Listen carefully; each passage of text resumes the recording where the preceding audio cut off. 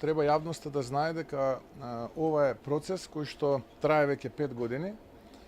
Процес кој што изминативе 5 години околу себе мобилизираше разни информации, но она кое што е исто така значајно да се напомене дека во модуларната болница во Тетово живи гореа 14 луѓе.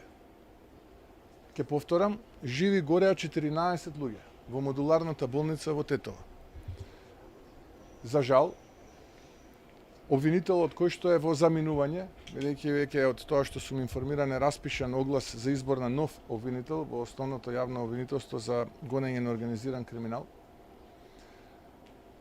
предпоставувам своите должничко-доверителски односи кон претходната влада одлучува да до крај ги испорача и не му значат тоа што живи гореа 14 луѓе, ќе повторам, живи гореа 14 луѓе, не му значи тоа ништо и одлучува да овој процес го стопира.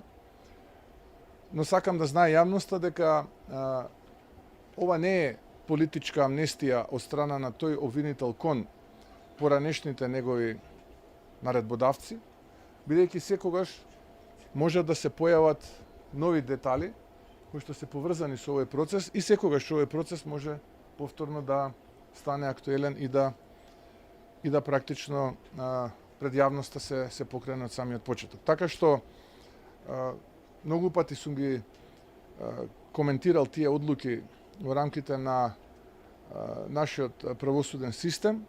За жал, една од тие скандалозни одлуки е и оваа.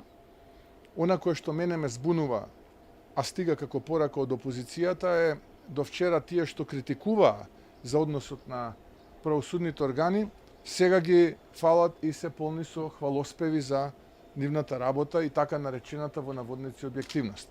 Но ќе повторам, овој обвинител и луѓето кои што го водеа овој случај не најдоа докази за сторено кривично дело во случај во кој што живи гореа 14 луѓе.